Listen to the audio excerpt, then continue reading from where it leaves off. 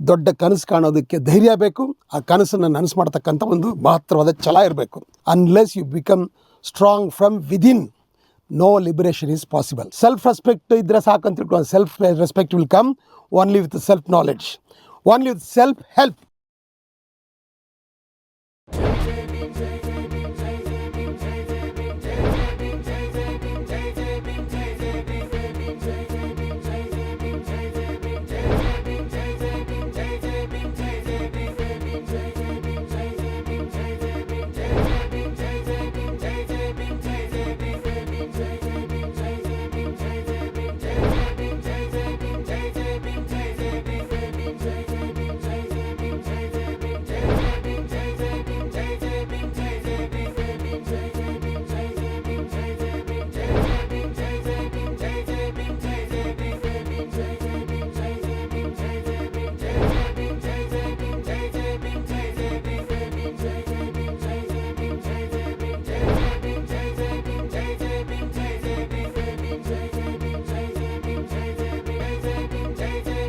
ನನ್ನ ಪ್ರೀತಿಯ ಬಂಧುಗಳೇ, ತಮ್ಮೆಲ್ಲರಿಗೂ ವಿಶ್ವನಾಯಕ ಭಾರತ ತಂದೆ ಬಾಬಾ ಸಾಹೇಬ್ ಅಂಬೇಡ್ಕರ್ರ 134ನೇ ಜನ್ಮದಿನದ ಶುಭಾಶಯಗಳು.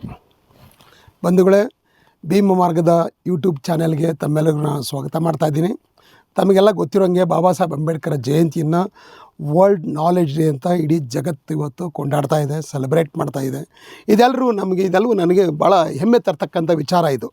ಅಂಥ ಒಬ್ಬ ಮಹಾಜ್ಞಾನಿ, ಸ್ವಾಭಿಮಾನಿ ಅಂಥವರ ಮಕ್ಕಳು ಮೊಮ್ಮಕ್ಕಳು ನಾವು ಅಂತ ಹೇಳ್ಕೊಳ್ಳೋದಕ್ಕೆ ಬಹಳ ಬಹಳ ಹೆಮ್ಮೆ ಆಗುತ್ತೆ. ಈ ಹೆಮ್ಮೆಯನ್ನು, ಈ ಸಂಭ್ರಮವನ್ನು ನೀವೆಲ್ಲರೂ ಸಹಿತ ಸ್ವಾಗತಿಸ್ತೀರಾ ಅಂತ ನಂಬಿ ಬಾಬಾ ಸಾಹೇಬ್ ಅಂಬೇಡ್ಕರ್ ಸಂದೇಶವನ್ನು ತಮ್ಮೊಟ್ಟಿಗೆ ಹಂಚ್ಕೊಳ್ಳೋಕ್ಕೆ ನಾನು ಭಾಳ ಸಂತೋಷ ಪಡ್ತಾಯಿದ್ದೀನಿ. ಇದೀಗ ನಮ್ಮ ಶೆಡ್ಯೂಲ್ ಕಾಸ್ಟ್ ಸಮಾಜವು ಅತ್ಯಂತ ಸವಾಲುಗಳುಳ್ಳ ಒಂದು ಸನ್ನಿವೇಶವನ್ನು ಹಾದು ಹೋಗ್ತಾ ಇದೆ. ಇಂತಹ ಸಂದರ್ಭದಲ್ಲಿ ಬಾಬಾ ಸಾಹೇಬ್ ಅಂಬೇಡ್ಕರ್ರ ಸಂದೇಶ ನಮಗೆ ಅತ್ಯಂತ ದೊಡ್ಡ ಸ್ಫೂರ್ತಿಯನ್ನು ಕೊಡುವಂಥದ್ದಾಗಿರುತ್ತೆ. ಅಂಥ ಸಂದೇಶ ಯಾವುದು ಅಂತ ನಾನು ಯೋಚನೆ ಮಾಡ್ತಾ ಇದ್ದಾಗ 1947ನೇ ಇಸ್ವಿಯಲ್ಲಿ ಹೈದರಾಬಾದ್ನ ಕೆಲವು ಶೆಡ್ಯೂಲ್ ಕಾಸ್ಟ್ ನೌಕರರು ಬಾಬಾ ಸಾಹೇಬ್ರನ್ನ ಬಂದು ಭೇಟಿ ಮಾಡಿ ತಮ್ಮ ವಿಶೇಷಾಂಕಕ್ಕೆ, ಜೈ ಭೀಮ್ ಅಂತ ಹೆಸರಿರ್ತಕ್ಕಂಥ ವಿಶೇಷಾಂಕ, ಇದನ್ನು ಸುಮಾರು 4 ವರ್ಷಗಳಿಂದ ಅವರು ಆರಂಭ ಮಾಡಿರ್ತಾರೆ. ಈ ವಿಶೇಷಾಂಕಕ್ಕೆ ತಮ್ಮದೊಂದು ಸಂದೇಶವನ್ನು ಕೊಡಿ ಅಂತ ಕೇಳ್ಕೊತಾರೆ.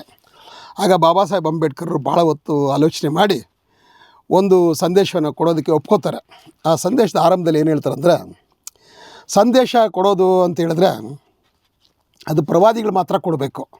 ಆದರೆ ಭಾರತ ದೇಶದಲ್ಲಿ ಪ್ರವಾದಿಗಳ ಜನ್ಮದಿನವನ್ನು ಆಚರಣೆ ಮಾಡೋದು ಓಕೆ, ತಪ್ಪಿಲ್ಲ. ಆದರೆ ರಾಜಕಾರಣಿಗಳನ್ನು ಸಹಿತ ಪ್ರವಾದಿಗಳ ಥರ ತಿಳಿದು ಅವ್ರ ಜನ್ಮದಿನವನ್ನು ಆಚರಣೆ ಮಾಡೋದಿದೆಯಲ್ಲ, ಇದು ಅತ್ಯಂತ ದುಃಖದಾಯಕವಾದ ಸಂಗತಿ. ಇದು ನನ್ನ ಪ್ರಕಾರ ಒಬ್ಬ ನಾಯಕನಿಗೂ ಅವನ ಅನುಯಾಯಿಗಳಿಗೂ ಒಂದು ಪ್ರೀತಿ ಅಭಿಮಾನ ಇರೋದು ಸಹಜ, ಅದು ಒಳ್ಳೆಯದು.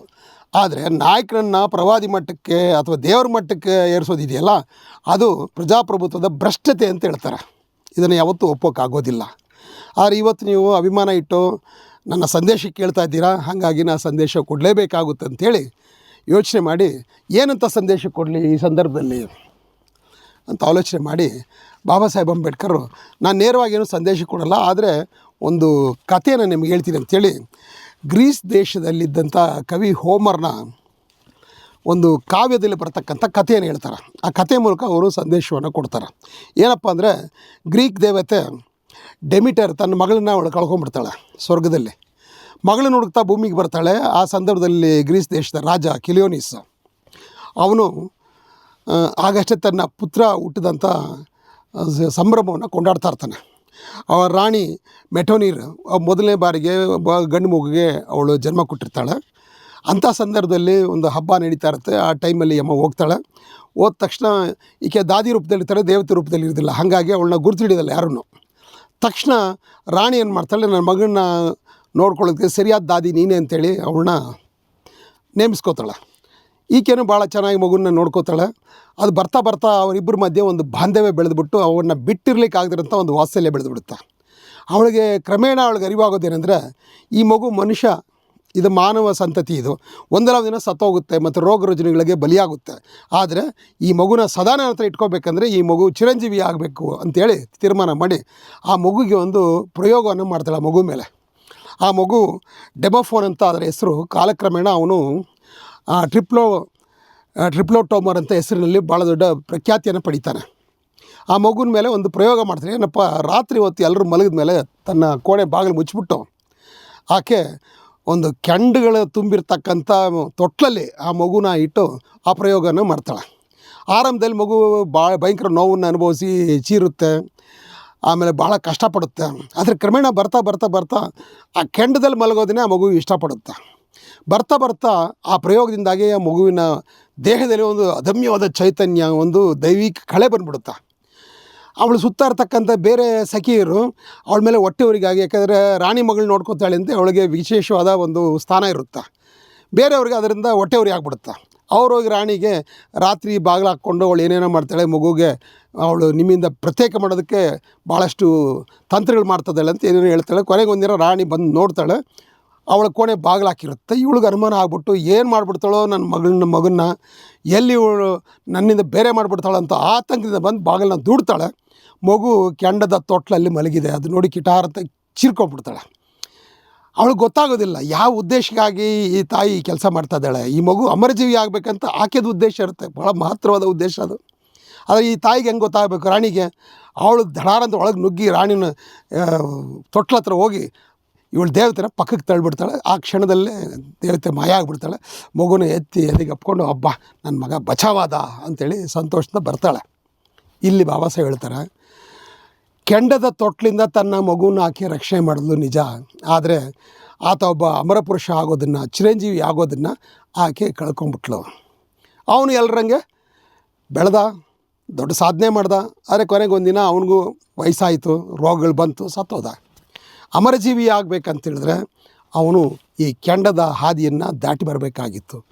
ಕೆಂಡದ ತೊಟ್ಲಲ್ಲಿ ಮಲಗಿ ತಾನೂ ಸಹ ಕೆಂಡದಂಗೆ ನಿಗಿರಿಗೆ ಅಂತ ಹೊಳಿಬೇಕಾಗಿತ್ತು. ಬೆಂಕಿ ಅಂತಕ್ಕಂಥದ್ದು ನಮ್ಮನ್ನು ಸುಡುತ್ತೆ, ಆದರೆ ಇದು ನಮ್ಮನ್ನ ಪರಿಶುದ್ಧನೂ ಮಾಡುತ್ತೆ. ಸೊ ಈ ಕಥೆಯಲ್ಲಿ ಬರ್ತಕ್ಕಂಥ ಸಾರಾಂಶ ಏನಂತ ಹೇಳಿದ್ರೆ, ಯಾವುದೇ ಮಹತ್ ಸಾಧನೆ ಮಾಡಬೇಕಂತೇಳಿದ್ರೆ ತ್ಯಾಗ, ಬಲಿದಾನ, ಪರಿಶ್ರಮ ಅತ್ಯಗತ್ಯ. ಬೆಂಕಿ ಅಂತಕ್ಕಂಥದ್ದು ನಮ್ಮ ಜೀವನದಲ್ಲಿ ನಾವು ಹಾದು ಹೋಗ್ತಕ್ಕಂಥ ಕಠಿಣ ಪರಿಶ್ರಮದ ಒಂದು ಸಂಕೇತ ಇದು. ನನ್ನ ಜನ ನನಗಿಂತ ಕೆಟ್ಟ ಕಷ್ಟವನ್ನು ಅನುಭವಿಸಿದ್ದಾರೆ, ಬಡತನ ಅನುಭವಿಸಿದ್ದಾರೆ, ಅವಮಾನ ಅನುಭವಿಸಿದ್ದಾರೆ. ಇಷ್ಟೆಲ್ಲ ಅನುಭವಿಸಿದ್ರು ಸಹಿತ ನಾನು ಅವ್ರು ಕೊಡ್ತಕ್ಕಂಥ ಸಂದೇಶ ಏನಂದರೆ, ಹೋರಾಡ್ರಿ, ನಿರಂತರ ಹೋರಾಡ್ತಾನೇ ಇರ್ರಿ. ಮತ್ತು ಮುಂದೊಂದು ನನ್ನ ಸಮಾಜಕ್ಕೆ ಸಿಗಬಹುದಾದಂಥ ಒಂದು ದೊಡ್ಡ ವಿಮೋಚನೆಯ ಸಲುವಾಗಿ ಈ ಕ್ಷಣದಲ್ಲಿ ಸಿಗ್ತಕ್ಕಂಥ ಕನಿಷ್ಠ ಸೌಲಭ್ಯಗಳನ್ನ, ರಕ್ಷಣೆಯನ್ನು, ಸಣ್ಣ ಪುಟ್ಟ ಅನುಕೂಲಗಳನ್ನ ಅದನ್ನು ತ್ಯಾಗ ಮಾಡೋದನ್ನು ಕಲೀರಿ. ಅದನ್ನು ನೀವು ತ್ಯಾಗ ಮಾಡಿದಾಗ ಮಾತ್ರ ನಿಮಗೆ ಈ ಜೀವನದಲ್ಲಿ ಮಹತ್ತರವಾದನ್ನು ನೀವು ಸಾಧನೆ ಮಾಡೋಕ್ಕೆ ಸಾಧ್ಯ. ಬದುಕಂತಕ್ಕಂಥ ಒಂದು ಸ್ಪರ್ಧೆಯಲ್ಲಿ, ಒಂದು ಪೈಪೋಟಿಯಲ್ಲಿ ಎಲ್ರಿಗೂ ಆಹ್ವಾನ ಇದೆ. ಆದರೆ ಕೆಲವ್ರು ಮಾತ್ರ ಅಲ್ಲಿ ಯಶಸ್ಸನ್ನು ಪಡೀತಾರೆ. ಯಾಕೆ ಕೆಲವ್ರು ಮಾತ್ರ ಪಡಿತಾರೆ ಅಂದರೆ, ಅನೇಕರು ಸಣ್ಣ ಪುಟ್ಟ ಆಮಿಷಗಳಿಗೆ ಬಲಿಯಾಗಿ ಸ್ಪರ್ಧೆಯಿಂದ ಆಚೆ ಹೋಗ್ಬಿಡ್ತಾರೆ.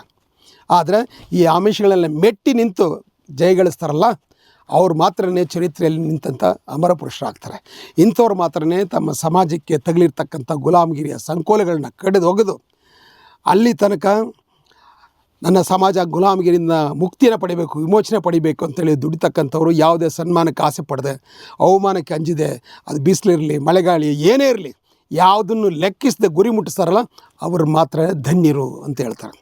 Blessed are those who devote their time, who devote their talent and all for the liberation of the community in which they are born are the blessed ಅಂತ ಹೇಳ್ತಾರೆ. ಇದು ಬಾಬಾ ಸಾಹೇಬರ ಅದ್ಭುತವಾದ ಸಂದೇಶ. 1947ರಲ್ಲಿ ಈ ಪತ್ರಿಕೆ ಜೈ ಭೀಮ್ ಅಂತಕ್ಕಂಥ ಈ ಸಂಚಿಕೆಗೆ ಅವ್ರು ಕೊಟ್ಟಂಥ ಸಂದೇಶ ಇದು ಇನ್ನು ಮುಂದಿನ 100, 200, 300 ವರ್ಷಗಳಿಗೂ ಸಹಿತ ಇದೊಂದು ಅಮರ ಸಂದೇಶ. ಇದು ಯಾಕೆ ಈ ಸಂದರ್ಭದಲ್ಲಿ ಈ ಸಂದೇಶವನ್ನು ನಿಮ್ಮೊಟ್ಟಿಗೆ ನಾನು ಹಂಚ್ಕೋಬೇಕಾಗಿದೆ ಅಂತ ಹೇಳಿದ್ರೆ, ಇವತ್ತು ಬಾಬಾ ಸಾಹೇಬ್ ಅಂಬೇಡ್ಕರ್ರು ಹೋರಾಟದಿಂದ ಸಿಕ್ಕಿದಂಥ ಈ ಮೀಸಲಾತಿ ಅಂದರೆ ರಾಜಕಾರಣದ ಮೀಸಲಾತಿ ಜೊತೆಗೆ ಉದ್ಯೋಗದ ಮೀಸಲಾತಿ. ರಾಜಕಾರಣ ಮೀಸಲಾತಿ ಅದಷ್ಟು ದೊಡ್ಡ ವಿವಾದವನ್ನು ಹುಟ್ಟಾಕಿಲ್ಲ. ಆದರೆ ಈ ಉದ್ಯೋಗ ಮೀಸಲಾತಿ ಕಳೆದ 30-40 ವರ್ಷಗಳಿಂದ ಭಾಳ ದೊಡ್ಡ ಒಂದು ಚರ್ಚೆಯನ್ನು ಹುಟ್ಟಾಕಿದೆ. 30-40 ವರ್ಷಗಳಿಂದ ಒಳ ಮೀಸಲಾತಿ ಜಾರಿ ಆಗಬೇಕಂತೇಳಿ ಇಲ್ಲಿ ಹೋರಾಟಗಳು ನಡೀತಾ ಇದೆ. ಅಂತಿಮವಾಗಿ ಸುಪ್ರೀಂ ಕೋರ್ಟು ತೀರ್ಮಾನ ಕೊಟ್ಟು ಆ ಒಳ ಮೀಸಲಾತಿ ಮಾಡೋದಕ್ಕೆ ರಾಜ್ಯಗಳಿಗೆ ಅಧಿಕಾರ ಇದೆ ಅಂತ ಹೇಳಿದ್ದಾಯಿತು ಆಗಸ್ಟ್ 1ನೇ ತಾರೀಕು ಕಳೆದ ವರ್ಷ. ಇದೀಗ ಮತ್ತೆ ಸರ್ಕಾರ ಮೀನಾಮೇಷ ಎಣಿಸಿ ಒಂದು ಆಯೋಗವನ್ನು ರಚಿಸಿದೆ. ಆಯೋಗನ ರಚಿಸಿದ ತಕ್ಷಣ ಯಾವುದೇ ನೇಮಕಾತಿ ಮಾಡಬಾರ್ದು, ಬ್ಯಾಕ್ಲಾಗ್ ತುಂಬಬಾರ್ದು, ಮುಂಬಡ್ತಿ ಮಾಡಬಾರ್ದು ಅಂತೆಲ್ಲ ತೀರ್ಮಾನ ತೊಗೊಂಡ್ರು. ಆದರೆ ಈ ತೀರ್ಮಾನ ತೊಗೊಂಡ ಮೇಲೂ ಸಹಿತ ಅನೇಕ ನೇಮಕಾತಿಗಳು ಮಾಡಿರ್ತಕ್ಕಂಥ ಒಂದು ಆರೋಪಗಳು ಬರ್ತಾಯಿದೆ, ಸುದ್ದಿ ಬರ್ತಾಯಿದೆ. ಅದಕ್ಕೆ ಬೇಕಾದಂಥ ದಾಖಲೆಗಳನ್ನು ಸಹಿತ ಅನೇಕರು ಒದಗಿಸಿದ್ದಾರೆ.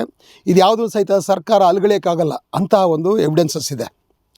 ಇದೆಲ್ಲದ್ರ ಮಧ್ಯೆ ಜನ ಮತ್ತಷ್ಟು ಉಕ್ಕೇಳ್ತಾ ಇದ್ದಾರೆ. ಯಾರು ಮೀಸಲಾತಿ ಬೇಕೆಂದು ಹೋರಾಟ ಮಾಡಿದ್ರೆ ಮುಖ್ಯವಾಗಿ ಮಾದಿಗ ಸಮಾಜದವರು ಅವರಿಗೆ ಭಾಳ ಸಂಶಯಗಳು ಬರ್ತಾಯಿದೆ. ಯಾಕಂದರೆ ಈ ಬೆಳವಣಿಗೆಗಳು ಆಗಿದೆ. ಅದೇ ವೇಳೆಗೆ ಅವರಲ್ಲಿ ಏನೆಲ್ಲ ಅನುಮಾನಗಳು ಬರ್ತಾಯಿದೆ ಅಂದರೆ ಈಗಾಗಲೇ ಮೀಸಲಾತಿ ಹೆಚ್ಚಿನ ಪಾಲನೆ ಪಡೆದಿರ್ತಕ್ಕಂಥ ಇತರರು, ಮುಖ್ಯವಾಗಿ ಹೊಲೆಯರು, ಲಮಾಣಿಗಳು, ಬೋವಿಗಳು ಇದನ್ನು ತಡೆಯೋದಕ್ಕೆ ಮತ್ತು ಇದನ್ನು ಮತ್ತಷ್ಟು ಮೋಸ ಮಾಡೋದಕ್ಕೆ ನಮಗೆ ಇವರು ಏನೇನೋ ತಂತ್ರಗಳು ಮಾಡ್ತಾರೆ. ಸರ್ಕಾರ ಅವ್ರ ಪರವಾಗಿದೆ, ಸಿದ್ದರಾಮಯ್ಯನವರು ಮುಖ್ಯಮಂತ್ರಿಗಳು ಅವ್ರ ಪರವಾಗಿದ್ದಾರೆ, ಹಾಗೆಯೇ ಸಮಾಜ ಕಲ್ಯಾಣ ಇಲಾಖೆ ಮಂತ್ರಿಗಳು ಸಹಿತ ಅವ್ರ ಪರವಾಗಿದ್ದಾರೆ ಅಂಥೇಳಿ ಅವರಿಗೆ ಅನ್ನಿಸ್ತಾ ಇದೆ. ಅವರ ಎಲ್ಲ ಅನುಮಾನಗಳಿಗೆ, ಸಂಶಯಗಳಿಗೆ ಸಾಕಷ್ಟು ಆಧಾರಗಳು ಇದೆ. ಇಂಥ ಸಂದರ್ಭದಲ್ಲಿ ಸರ್ಕಾರಗಳು ಯಾವತ್ತೂ ಅಷ್ಟೇ ಶೋಷಿತರನ್ನ ಸಂಪೂರ್ಣವಾಗಿ ವಿಮೋಚನೆ ಮಾಡತಕ್ಕಂಥ ನಿಟ್ಟಿನಲ್ಲಿ ಅವರು ಯಾವುದೇ ಕ್ರಮವನ್ನು ಪ್ರಾಮಾಣಿಕವಾಗಿ ಮಾಡಲ್ಲ. ಯಾಕಂದರೆ ಈ ಸರ್ಕಾರಗಳು ಶೋಷಕರ ಪರವಾಗಿದೆ, ಶೋಷಿತರ ಪರವಾಗಿಲ್ಲ. ಶೋಷಕರ ಪರವಾಗಿರ್ತಕ್ಕಂಥ ಸರ್ಕಾರವೇ ಶೋಷಿತರನ್ನ ವಿಮೋಚನೆ ಮಾಡೋಂಗಿದ್ದಿದ್ರೆ ಅದ್ರ ಕಥೆನೇ ಬೇರೆ ಆಗ್ತಾಯಿತ್ತು. ಆದರೆ ಪ್ರಪಂಚದಲ್ಲಿ ಎಲ್ಲಿಯೂ ಅಷ್ಟೇ ಶೋಷಕರು ಅಂದರೆ ಈಗಾಗಲೇ ಮೋಸ ಮಾಡ್ತಕ್ಕಂಥ ಆಳುವ ವರ್ಗ ಶೋಷಿತರನ್ನು ವಿಮೋಚನೆ ಮಾಡಿದಂಥ ಒಂದೇ ಒಂದು ಉದಾಹರಣೆಯೂ ಇಲ್ಲ. ಅದು ಭಾರತದ ಮಟ್ಟಿಗೆ ಅದು ಅಪವಾದ ಆಗೋದು ಸಾಧ್ಯನೇ ಇಲ್ಲ. ಇಲ್ಲಿಯೂ ಸಹಿತ ಅದೇ ನಡೆಯುತ್ತೆ. ಇಂಥ ಸಂದರ್ಭದಲ್ಲಿ ಶೋಷಿತರು ಅವ್ರ ಮಧ್ಯೆನೇ ಒಂದು ಅಂಡರ್ಸ್ಟ್ಯಾಂಡಿಂಗ್ ಬರಬೇಕಾಗುತ್ತೆ. ಮೀಸಲಾತಿ ಅಂತಕ್ಕಂಥದ್ದು ಬಾಬಾ ಸಾಹೇಬ್ರು ಹೇಳ್ತಾರೆ, ಇದು ಶಾಶ್ವತವಾದ ಪರಿಹಾರ ಅಲ್ಲ. ಮೀಸಲಾತಿ ಅನ್ನೋದು ಒಂದು ಊರುಗೋಲಿದ್ದಂಗೆ, ಒಬ್ಬ ಕುಂಟನಿಗೆ ಊರುಗೋಲಿದ್ದಂಗೆ ಅಷ್ಟೇ. ನೀವು ಊರುಗೋಲನ್ನೇ ನಂಬ್ಕೊಂಡು ಊರುಗೋಲನ್ನೇ ಬಿಡದೆ ನಡೀತಾ ಹೋದರೆ ನೀವು ಯಾವಾಗಲೂ ಕುಂಟರಾಗೇ ಇರ್ತೀರ. ನೀವು ಯಾವತ್ತೂ ಸಹಿತ ಎರಡು ಕಾಲಲ್ಲಿ ಸಂಪೂರ್ಣವಾಗಿ ಸಮರ್ಥವಾಗಿ ನಡೆಯೋದಕ್ಕೆ ಸಾಧ್ಯನೇ ಇಲ್ಲ. ಇಟ್ಸ್ ಓನ್ಲಿ ಟೆಂಪರರಿ ಅಂತ ಹೇಳ್ತಾರೆ. We cannot have reservation for ever. We should learn to live independently without the support of reservation ಅಂತ ಹೇಳ್ತಾರೆ. ಆದರೆ ನಾವು ಇದು ಅರ್ಥನೇ ಮಾಡ್ಕೊಂಡಿಲ್ಲ. ರಿಸರ್ವೇಷನ್ ಅಂತೇಳಿ ಅದರಲ್ಲೇ ಸರ್ವಸ್ವವನ್ನು, ನಮ್ಮ ಬಲವನ್ನು, ನಮ್ಮ ಸಮಯವನ್ನು ಎಲ್ಲವನ್ನು ತೊಡಗಿಸಿ ಆ ರಿಸರ್ವೇಷನ್ ಏನಾಗ್ತಾಯಿದೆ ಅನ್ನೋದನ್ನು ನಾವು ಗಮನಿಸ್ತಾ ಇಲ್ಲ. ಸರ್ಕಾರಿ ಹುದ್ದೆಗಳಲ್ಲಿ ಮಾತ್ರ ರಿಸರ್ವೇಷನ್ ಇರೋದು. ಅದು ಎಷ್ಟು? ಜಸ್ಟ್ 2%. ಆ 2%ಲ್ಲಿ 50% ರಿಸರ್ವೇಷನ್ ಅಂದರೆ ಅದು 1%. ಆ 1%ಅಲ್ಲಿ ಎಸ್ ಸಿಗಳಿಗಿರ್ತಕ್ಕಂಥ ರಿಸರ್ವೇಷನ್ ಎಷ್ಟಿದೆ ಅಂದರೆ 17%. ಅಂದರೆ ಎಷ್ಟಾಯಿತು? 0.17 ಅಷ್ಟೇ. ಅದರಲ್ಲಿ ಸಿಗ್ತಕ್ಕಂಥ ನೌಕರಿಗಳೆಷ್ಟು? ಆದರೆ ಸ್ಪರ್ಧಾಳುಗಳು ಎಷ್ಟು ಜನ ಇದ್ದಾರೆ, ಅಭ್ಯರ್ಥಿಗಳು ಎಷ್ಟು ಜನ ಇದ್ದಾರೆ, ಇದನ್ನು ನೋಡ್ತಾ ಇಲ್ಲ. ಇವತ್ತು ಹೊರಗಡೆ ಬರ್ತಾ ಇರ್ತಕ್ಕಂಥ ಇವರು ಪದವೀಧರರು, ಸ್ನಾತಕೋತ್ತರ ಪದವೀಧರರು, ಡಾಕ್ಟರ್ಸ್, ಇಂಜಿನಿಯರ್ಸ್ ಎಲ್ಲರಿಗೂ ಸಹಿತ ಸರ್ಕಾರಿ ನೌಕರಿಗಳು ಸಿಗುತ್ತೆ ಇರೋದೊಂದು ಭ್ರಮೆ ಅಷ್ಟೇ. ಅದು ನಾವು ಅದರ ಆಚೆಗೆ ನಾವು ಯೋಚನೆ ಮಾಡಬೇಕಾಗುತ್ತೆ. ಅದರ ಆಚೆಗೆ ಯೋಚನೆ ಮಾಡಬೇಕಾದ್ರೆ ಈಗೇನೀಗ ಡಿಕ್ಲೇರ್ ಮಾಡಿದ್ದಾರೆ ರಿಸರ್ವೇಷನ್ ಅಥವಾ ಒಳ ಮೀಸಲಾತಿ ಏನಿದೆ, ಅದರಲ್ಲಿ ನೀವು ಹೆಚ್ಚು ತಲೆ ಕೆಡಿಸ್ಕೊಳ್ಳದೆ ನಮ್ಮಲ್ಲಿ ಯಾರು ಅತಿ ಶೋಷಿತರಿದ್ದಾರೋ ಖಂಡಿತವಾಗ್ಲೂ ಅವರಿಗೆ ಪ್ರಾಧಾನ್ಯತೆ ಸಿಗಲೇಬೇಕು, ಆದ್ಯತೆ ಕೊಡಲೇಬೇಕು. ಮಾದಿಗರು ಅತಿ ಶೋಷಿತರು ಅಂತ ಹೇಳಿದ್ರೆ ನಾವೆಲ್ಲರೂ ತುಂಬುವುದು ಇದೆ. ಯಾರು ಸ್ವಲ್ಪ ಹೆಚ್ಚಿಗೆ ಪಡೆದಿದ್ದಾರೋ ಅವರೆಲ್ಲರೂ ಸಹಿತ ಬಹಳ ಪ್ರೀತಿಯಿಂದ ಆಯಿತು ನಮ್ಮ ಸಹೋದರ ನಮಗಿಂತ ಹೆಚ್ಚು ವಂಚಿತರಾಗಿದ್ದಾರೆ, ಮೊದಲು ಅವ್ರಿಗೆ ಸಿಕ್ಕಲಿ, ಅದು ತಪ್ಪೇನಿಲ್ಲ. ಮತ್ತು ನೀವು ಆ ರೀತಿ ಕೊಡೋದು ಉದಾರ ಮನೋಭಾವದಲ್ಲಿದ್ದಾಗ ಮಾತ್ರ ನಮ್ಮಲ್ಲಿ ಸಮೃದ್ಧಿ ಬೆಳೆಯೋದು ಸಾಧ್ಯ. ಈಗಾಗಲೇ ವಂಚಿತರಾದವರು ಅವ್ರು ಬಿಟ್ಕೊಡ್ಬೇಕನ್ನೋದು ತಪ್ಪು. ಆದರೆ ಸ್ವಲ್ಪ ಹೆಚ್ಚಿಗೆ ಪಡೆದಿರೋರು ಸ್ವಲ್ಪ ದಿನ ಕಾಯೋದ್ರಿಂದ ಅಥವಾ ಬಿಟ್ಕೊಡೋದ್ರಿಂದ ನಿಮಗೇನು ನಷ್ಟ ಆಗೋದಿಲ್ಲ. ಪಂಜಾಬಲ್ಲಿ ಇದೇ ರೀತಿ ನಡೆದಾಗ ಮಾನ್ಯವಾರ ಕಾಂಶರಾಮ್ ಸಾಹೇಬರು ಚಮ್ಮಾರಿಗೆ ಬುದ್ಧಿ ಹೇಳಿದ್ರು, ವಾಲ್ಮೀಕಿಗಳು ಭಾಳ ವಂಚಿತರಿದ್ದಾರೆ, ಅವ್ರಿಗೆ ಯಾವುದರಲ್ಲೂ ಏನೂ ಸಿಕ್ಕಿಲ್ಲ ಅವ್ರಿಗೆ. ಆದ್ದರಿಂದ ನೀವು ಸಮರ್ಥರಿದ್ದೀರಾ ಚಮ್ಮಾರ, ನೀವು ಅವ್ರ ಜೊತೆಗೆ ಪೈಪೋಟಿಗೆ ಹೋಗಬೇಡ್ರಿ, ಅದು ತಪ್ಪದು, ಅದು ಭಾಳ ದೊಡ್ಡ ಮೋಸ. ಅದು ನಿಮಗೆ ಸಾಮರ್ಥ್ಯ ಇದೆ, ನೀವು ಸೆಂಟ್ರಲ್ ಗೌರ್ಮೆಂಟ್ ಸರ್ವೀಸಸ್ಗೆ ಹೋಗ್ರಿ, ಅದ್ರ ಆಚೆ ಹೋಗ್ರಿ, ಬೇರೆ ದೇಶಗಳಿಗೆ ಹೋಗ್ರಿ, ಆದರೆ ಅವ್ರಿಗಿನ್ನ ಬಿಟ್ಕೊಡ್ರಿ, ನಿಮ್ಮ ಸಹೋದರರು ನಿಮ್ಮ ಹತ್ರಲ್ಲದೆ ಯಾರ ಹತ್ರ ಕೇಳ್ತಾರೆ ಅಂತ ಹೇಳಿದ್ರು. ಆ ಮಹಾನ್ ಭಾವನ ಮಾತು ಕೇಳಿದಂಥ ಚಮಾರರು ಕೇಂದ್ರ ಸರ್ಕಾರದ ಹುದ್ದೆಗಳಿಗೆ ಹೋದರು, ಭಾರತ ದೇಶದ ಹೊರಗಡೆ ಹೋಗ್ಬಿಟ್ಟು ಸ್ವಂತ ಉದ್ಯಮಿಗಳನ್ನು ಪ್ರಾರಂಭ ಮಾಡಿ ಜಗತ್ತಿನ ಮಟ್ಟಿಗೆ ಬೆಳೆದರು. ಆದರೆ ನಮ್ಮಲ್ಲೇನಾಗಿದೆ, ಇರೋದೇ ಸ್ವಲ್ಪ ಅದರಲ್ಲಿ ಕಿತ್ಕೊಂಡು ತಿನ್ನೋದ್ರಲ್ಲಿ ನಮಗಿಂತ ಯಾರು ಭಾಳ ಶೋಷಿತರಿದ್ದಾರೆ, ವಂಚಿತರಿದ್ದಾರೆ, ಅವ್ರನ್ನೂ ಕಿತ್ಕೋಬೇಕು ಅಂಥೇಳಿ ಪೈಪೋಟಿಗೆ ಬಿದ್ದಿದ್ದೀವಿ. ಇದು ತಪ್ಪಬೇಕು. ನಿಜವಾದ ಅಂಬೇಡ್ಕರ್ವಾದಿ ಯಾವತ್ತೂ ಅಷ್ಟೇ ಅವನ ಸಮರ್ಥನ ಅಂತ ಹೇಳಿದ್ರೆ, ಅವನ ಅಂಬೇಡ್ಕರ್ವಾದಿ ಅಂತ ಹೇಳಿದ್ರೆ ತನಗಿಂತ ಶೋಷಿತರಾದವ್ರಿಗೆ ಆತ ಬಿಟ್ಕೊಡ್ಬೇಕು. ಬಾಬಾ ಸಾಹೇಬ್ ಹೇಳ್ತಾರೆ, you must rise and you must also rise the humanity. ಇದು ನಮ್ಮೊಳಗಡೆ ಮೊದಲು ಆಗಬೇಕು. Charity begins at home. Charity begins at home ಅಂದರೆ ಮೊದಲು ನಮ್ಮೊಳಗಡೆ ನಾವು ದಾನ ಮಾಡೋದನ್ನ ಕಲಿಬೇಕು, ಬಿಟ್ಕೊಡೋದನ್ನು ಕಲಿಬೇಕು. ಇದು ಮಾತ್ರ ಪರಿಹಾರ ಆಗೋ ಸಾಧ್ಯ. ಕಾನೂನು ಮೂಲಕ ಎಲ್ಲ ಪರಿಹಾರ ಆಗುತ್ತಾ, ಆಯೋಗ ರಚನೆ ಮಾಡಿ ಎಲ್ಲ ಸರಿ ಮಾಡಿಬಿಡುತ್ತೆ, ಸರ್ಕಾರ ಸರಿ ಮಾಡ್ತಂದ್ರೆ ಭ್ರಮೆ ಅದು. ಯಾವ ಸರ್ಕಾರನೂ ಸಹಿತ ಶೋಷಿತರು ಒಂದಾಗಬೇಕು, ವಿಮೋಚನೆಯಾಗಬೇಕು ಅನ್ನೋ ಉದ್ದೇಶ ಇರೋದಿಲ್ಲ ಅವ್ರಿಗೆ. ಸಾಧ್ಯವಾದಷ್ಟು ಶೋಷಿತರು ಬಡ್ದಾಡ್ಕೊಂಡು ಸಾಯಲಿ ಅನ್ನೋದೇ ಅವ್ರ ಉದ್ದೇಶ. ಯಾಕಂದರೆ ಈ ವ್ಯವಸ್ಥೆ ಗಟ್ಟಿಯಾಗಿ ಉಳಿಬೇಕಾದ್ರೆ ಶೋಷಿತರಲ್ಲಿ ಒಗ್ಗಟ್ಟು ಬರಬಾರ್ದು, ಯಾವತ್ತೂ ಅವರಲ್ಲಿ ಒಂದು ಅಂಡರ್ಸ್ಟ್ಯಾಂಡಿಂಗ್ ಬರಬಾರ್ದು, ಸಹಮತ ಬರಬಾರ್ದು, ಯಾವತ್ತೂ ಅವ್ರು ಬಡ್ದಾಡ್ಕೊಂಡು ಸಾಯಬೇಕು, ಇದು ಅವರ ಉದ್ದೇಶ. ಆದರೆ ಬಾಬಾ ಸಾಹೇಬ್ ಅಂಬೇಡ್ಕರ್ವಾದಿಗಳು ಇದನ್ನು ಅರ್ಥ ಮಾಡ್ಕೋಬೇಕು, ಇದನ್ನು ಚೆನ್ನಾಗಿ ಅರ್ಥ ಮಾಡಬೇಕು. ಸಮರ್ಥರಾದವರು ಹೋರಾಟ ಮಾಡಬೇಕು, ಅಸಮರ್ಥರಾದವ್ರಿಗೆ ಹಂಚ್ಕೊಡ್ಬೇಕು. ಅವ್ರಿಗೆ ಮೊದಲು ಅವ್ರಿಗೆ ಆದ್ಯತೆ ಕೊಡಬೇಕು. ಅಂಥವ್ರು ಮಾತ್ರ ಇವತ್ತು ಚರಿತ್ರೆಯಲ್ಲಿ ಉಳಿದಿರೋದನ್ನು ನಾವು ನೋಡ್ಬೋದು. ನಮಗೆ ಸಾಮರ್ಥ್ಯ ಇದ್ದರೆ, ಸ್ವಾಭಿಮಾನ ಇದ್ದರೆ, ಹೋಪ್ ಇದ್ದರೆ ಐಡಿಯಾಗಳು ಬೇಕಾದಷ್ಟು ಬರ್ತವೆ, ಮಾರ್ಗಗಳು ಬೇಕಾದಷ್ಟು ಬರ್ತವೆ. ಇವತ್ತು ಜಗತ್ತು ಭಾಳ ವಿಶಾಲವಾಗಿದೆ. ಎಲ್ಲರೂ ಹೇಳ್ತಾರೆ ಪ್ರೈವೇಟೈಸೇಷನ್ನಿಂದಾಗಿ ಭಾಳ ಅನ್ಯಾಯ ಆಯಿತು, ಗ್ಲೋಬಲೈಸೇಷನಿಂದ ಭಾಳ ಕೆಟ್ಟದಾಗೋಯಿತು ಅಂತೇಳಿ. ನೋ, ಗ್ಲೋಬಲೈಸೇಷನಿಂದಾಗಿ ಇಡೀ ಜಗತ್ತಿನ ಬಾಗಿಲೆಲ್ಲ ತೆಗೆದುಬಿಟ್ಟಿದೆ. ಯಾರು ಎಲ್ಲಿ ಬೇಕಾದ್ರೂ ಹೋಗ್ಬೋದು, ಏನು ಬೇಕಾದ್ರೂ ಮಾಡ್ಬೋದು. ಇವತ್ತು ಅಮೇರಿಕಾದ ಅನೇಕ ಶೆಡ್ಯೂಲ್ ಕಾಸ್ಟ್ ಸ್ವಂತ ಕಂಪ್ನಿ ಇಟ್ಟಿರೋದನ್ನು ನೋಡಿದ್ದೀನಿ. ದೊಡ್ಡ ದೊಡ್ಡ ಸಾಧನೆ ಮಾಡಿರೋದು, ಲಾಭ ಗಳಿಸಿ ಭಾಳ ದೊಡ್ಡ ಉದ್ದಿಮೆಗಳನ್ನ ಪ್ರಾರಂಭ ಮಾಡಿದ ನೋಡ್ತಾ ಇದ್ದೀನಿ. ಇದು ಕೇವಲ ಅಮೇರಿಕನ್ರಿಗೆ ಮಾತ್ರ ಅಲ್ಲ, ಜಗತ್ತಿಲಿರ್ತಕ್ಕಂಥ ಎಲ್ಲರಿಗೂ ಸಾಧ್ಯತೆ ಇದೆ. Only thing, you must believe yourself, you must believe in your own strength, you must believe in your own dreams. ನೀವು ದೊಡ್ಡ ಕನಸು ಕಾಣೋದಕ್ಕೆ ಧೈರ್ಯ ಬೇಕು. ಆ ಕನಸನ್ನು ನನಸು ಮಾಡ್ತಕ್ಕಂಥ ಒಂದು ಮಹತ್ತರವಾದ ಛಲ ಇರಬೇಕು. ಧೈರ್ಯ ಇದ್ದವರು, ಛಲ ಇದ್ದವರು ಇಲ್ಲಿ ಖಂಡಿತವಾಗಲೂ ಉಳಿತಾರೆ.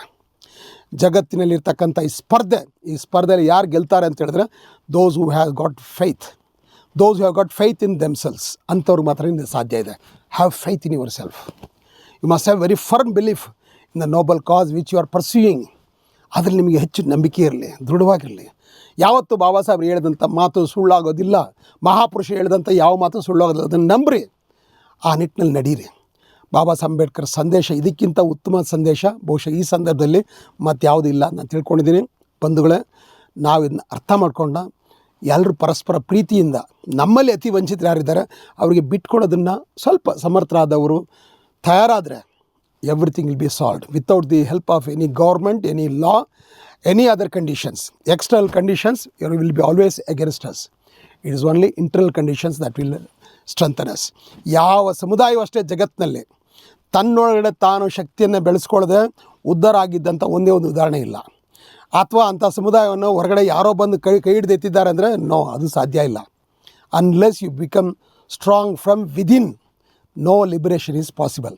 ನಿಮ್ಗೆ ಅನೇಕ ಉದಾಹರಣೆಗಳು ನಿಮ್ಗೆ ಕೊಡ್ತೀನಿ. ಟಿಬೇಟ್ ಅವರು ನಿರಾಶ್ರಿತರಾಗಿ ಬಂದು ಇವತ್ತು ಹೋಗಿ ನೋಡಿರಿ, ಸಾಮ್ರಾಜ್ಯಗಳನ್ನ ಕಟ್ಟಿದ್ದಾರೆ ಅವರು ಮುಂಡಗೋಡನಲ್ಲಿ ಮತ್ತು ಕುಶಾಲನಗರದಲ್ಲಿ.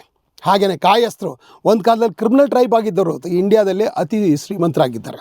ಅವ್ರು ನೀವು ಬಡವ್ರು ನೋಡೋಕ್ಕೆ ಸಾಧ್ಯನೇ ಇಲ್ಲ, ಭಿಕ್ಷುಕರು ನೋಡೋದಕ್ಕೂ ಸಾಧ್ಯ ಇಲ್ಲ. ಅವ್ರಿಗೆ ಯಾವ ಸರ್ಕಾರದ ಬೆನಿಫಿಟು ಇಲ್ಲ, ಯಾವ ಮೀಸಲಾತಿನೂ ಇಲ್ಲ, ಯಾವ ಕನ್ಸೆಷನ್ ಇಲ್ಲ, ಎಂಥದೂ ಇಲ್ಲ. ಪಾರ್ಸಿಗಳು ಪರದೇಶಿಗಳಾಗಿ ಬಂದರು, ನಿರಾಶ್ರಿತರಾಗಿ ಇಲ್ಲಿ ಬಂದರು. ಇವತ್ತು ಭಾರತ ದೇಶಕ್ಕೆ ಅನೇಕ ಕೊಡುಗೆಗಳನ್ನ ಕೊಟ್ಟಿದ್ದಾರೆ. ಟಾಟಾ ಆ ಕಮ್ಯುನಿಟಿಗೆ ಸೇರಿದಂಥವ್ರು, ರತನ್ ಟಾಟಾ ಕಮ್ಯುನಿಟಿಗೆ ಸೇರಿದವರು, ಇನ್ನೂ ಅನೇಕರು. ಇವತ್ತು ದೊಡ್ಡ ದೊಡ್ಡ ಉದ್ದಿಮೆಗಳೇನಿದೆ, ಕೈಗಾರಿಕೆಗಳೇನಿದೆ, ಕಾರ್ಖಾನೆಗಳೇನಿದೆ, ಸ್ಟೀಲ್ ಇಂಡಸ್ಟ್ರೀಸ್ ಏನಿದೆ, ಅದೆಲ್ಲವೂ ಅವ್ರ ಕೊಡುಗೆ ಅದು. ಅವ್ರಿಗೆ ಸರ್ಕಾರ ಯಾವ ಕನ್ಸೆಷನ್ ಕೊಡ್ತು, ಯಾವ ಮೀಸಲಾತಿ ಕೊಡ್ತು? It is only their faith, their belief in themselves and they had the courage to dream big. ನಾವಿವತ್ತು ದೊಡ್ಡ ದೊಡ್ಡ ಕನಸು ಕಾಣೋಕ್ಕೆ ಹೆದರ್ತಾ ಇದ್ದೀವಿ. ನೋ, ಜಗತ್ತು ವಿಶಾಲವಾಗಿದೆ ಮತ್ತು ಇಡೀ ಜಗತ್ತಿನ ಎಲ್ಲ ದೇಶಗಳ ಬಾಗಿಲು ತೆಗೆದಿದೆ. ಯಾರಿಗಾಗಿ ಅಂತ ಹೇಳಿದ್ರೆ ಧೈರ್ಯಸ್ಥರಿಗೆ, ಕನಸುಳ್ಳವ್ರಿಗೆ. ಕನಸನ್ನು ಬೆಳೆಸ್ಕೊಳ್ಳೋಣ. ಬಾಬಾ ಸಾಹೇಬ್ ಅಂಬೇಡ್ಕರ್ ಸಂದೇಶದಲ್ಲಿ ನಂಬಿಕೆ ಇಟ್ಟು, ನಮ್ಮಲ್ಲಿ ನಮಗೆ ನಂಬಿಕೆ ಇಟ್ಟು ಮುನ್ನಡೆಯೋಣ. ಜಯ ಶತಸಿದ್ಧ, ಯಶಸ್ಸು ಸದಸಿದ್ಧ. We will become number 1 people in the world. This is my strong faith. Baba Saheb Ambedkar ಸಾಮಾಜಿಕ ಪರಿವರ್ತನೆ ಆಗಬೇಕಂತೇಳಿ ಯಾವಾಗ ಬರುತ್ತೆ ಸಾಮಾಜಿಕ ಪರಿವರ್ತನೆ? ಸಾಮಾಜಿಕ ಪರಿವರ್ತನೆ ಸಂಕೇತ ಏನು? ಯಾರು ಬಂದ್ಬಿಟ್ಟಿದೆ ಅಂತ ತಿಳ್ಕೊಂಡಿದ್ದಾರೋ? ಬಂದಿಲ್ಲ ಇನ್ನೂ. ಯಾವತ್ತು ಒಬ್ಬ ಪೌರ ಕಾರ್ಮಿಕ ಮಹಿಳೆ ಈ ದೇಶದ ಪ್ರಧಾನಿ ಆಗ್ಲಿಕ್ಕೆ ಸಾಧ್ಯ, ಪೌರ ಕಾರ್ಮಿಕ ಕುಟುಂಬದಲ್ಲಿ ಹುಟ್ಟಿದಂಥ ಒಬ್ಬ ಹೆಣ್ಮಗಳು ಪ್ರಧಾನಿ ಆಗ್ಲಿಕ್ಕೆ ಸಾಧ್ಯ ಅಂತ ಅನಿಸುತ್ತೋ, ಪ್ರಧಾನಿ ಆಗ್ತಾಳೋ, ಆವತ್ತು ಈ ದೇಶದಲ್ಲಿ ಸಂಪೂರ್ಣವಾದ ಸಾಮಾಜಿಕ ಕ್ರಾಂತಿ, ಸಾಮಾಜಿಕ ಪರಿವರ್ತನೆ ಆಗಿದೆ ಅಂತೇಳಿ ನಾನು ನಂಬ್ತೀನಿ. ಅಲ್ಲಿ ತನಕ ಇಲ್ಲಿ ಸಾಮಾಜಿಕ ಪರಿವರ್ತನೆ ಸಾಧ್ಯನೇ ಇಲ್ಲ. ಈ ಸಿಸ್ಟಮ್ ಕಂಪ್ಲೀಟ್ ಉಲ್ಟಾಗಿದೆ ಅಂತ ಹೇಳಿದ್ರೆ ಅತಿ ಕೆಳಗಿರತಕ್ಕಂಥ ವ್ಯಕ್ತಿ ಅತ್ಯುನ್ನತ ಹುದ್ದೆಯನ್ನು ಈ ದೇಶದಲ್ಲಿ ಪಡೆದಾಗ ಮಾತ್ರ ಈ ದೇಶದಲ್ಲಿ ಸಾಮಾಜಿಕ ಕ್ರಾಂತಿ ಸಂಪೂರ್ಣವಾಗಿದೆ ಅಂತ ಹೇಳ್ಬೋದು. ಸಮಗ್ರ ಕ್ರಾಂತಿ ಅದನ್ನು ಮಾತ್ರ ನಾವು ಕರಿಬೋದು. ಈ ನಿಟ್ಟಲ್ಲಿ ನಮ್ಮೆಲ್ಲರ ಪ್ರಯತ್ನ ಇರಲಿ, ನಮ್ಮೆಲ್ಲರ ಶ್ರಮ ಇರಲಿ. ಇದರಲ್ಲಿ ಯಾರೋ ಹೊರಗಡೆಯಿಂದ ಯಾರೋ ಬಂದು ಸಹಾಯ ಮಾಡ್ತಾರೆ, ಸರ್ಕಾರ ಸಹಾಯ ಮಾಡ್ತಾರೆ. ಯಾವ ಸರ್ಕಾರವೂ ಸಹಿತ ಅಶಕ್ತರನ್ನ ಶಕ್ತರು ಮಾಡೋದಿಲ್ಲ. ಯಾವ ಸರ್ಕಾರವೂ ಸಹಿತ ಎಂಥ ಯೋಜನೆಗಳು ತಂದರೂ ಸರಿ ನಾಲಾಯಕ್ ಆಗಿರ್ತಕ್ಕಂಥವ್ರನ್ನ ಲಾಯಕ್ ಮಾಡೋದಿಲ್ಲ. ನಾವು ಲಾಯಕ್ ಆಗ್ಬೇಕಾದ್ರೆ ಅದು ನಮ್ಮ ಸಾಮರ್ಥ್ಯ ನಮ್ಮ ಒಳಗಡೆಯಿಂದನೇ ಬರಬೇಕು. ಮಾನ್ಯವಾದ ಕಾಂಶಿರಾಮ್ ಸಾಹೇಬರು ತೊಗೊಳ್ದಂಥ ದಾರಿ ಏನಿದೆಯಲ್ಲ ಅದನ್ನು ಗಮನಿಸ್ರಿ. ಬರೀ ನಿಮಗೆ ಸೆಲ್ಫ್ ರೆಸ್ಪೆಕ್ಟ್ ಇದ್ದರೆ ಸಾಕಂತ ತಿಳ್ಕೊಂಡು self respect will come only with self knowledge, only with self help. ನಿಮಗೆ ನೀವು ಸಹಾಯ ಮಾಡ್ಕೊಳ್ಬೇಕೇ ವಿನ ಬೇರೆ ಎಲ್ಲಿಂದನೂ ಬರೋದಿಲ್ಲ. ಆ ಸಹಾಯ ಹೆಂಗೆ ಬರಬೇಕು, ಯಾವ ಥರ ಬರಬೇಕಂದ್ರೆ ಅಲ್ಪ ಸ್ವಲ್ಪ ಗಳಿಸಿದವರು ಏನೇನೂ ಇಲ್ಲದಿರ್ತಕ್ಕಂಥವ್ರ ಜೊತೆ ಹಂಚ್ಕೊಂಡಾಗ ಮಾತ್ರ ನಿಮ್ಮಲ್ಲಿ ಆ ಸಾಮರ್ಥ್ಯ ಬೆಳೆಯೋದು. ಆ ನಿಟ್ಟಿನಲ್ಲಿ ನಾವೆಲ್ಲರೂ ಮನಸ್ಸು ಮಾಡೋಣ, ಪ್ರತಿಜ್ಞೆ ಮಾಡೋಣ, ಬಾಬಾ ಸಾಹೇಬ್ರ ಕನಸನ್ನು ನನಸು ಮಾಡ್ತೀವಿ ಅಂಥೇಳಿ ನಾವು ನಿರ್ಧಾರ ಮಾಡೋಣ. ಈ ಮನೋಭಾವ ಬಂದರೆ ಸಾಕು. ವಂಚಿತರಿಗೆ ನಾವು ಹಂಚ್ಕೊಂಡು ತಿನ್ನಬೇಕು, ಅವರೊಟ್ಟಿಗೆ ನಾವು ಆದ್ಯತೆ ಮೇಲೆ ಬಿಟ್ಕೊಳ್ಬೇಕಂತ ಈ ಮನಸ್ಸು ಬಂದರೆ ಸಾಕು. I tell you will be the number 1 Ambedkarite. Number 1 Ambedkarite ಗುಣನೇ ಅದು. ಹಾಗಾಗಿ ಆ ನಿಟ್ಟಿನಲ್ಲಿ ನಾವು ನಮ್ಮನ್ನು ನಾವು ಪರಿವರ್ತನೆ ಮಾಡ್ಕೊಳ್ಳೋಣ.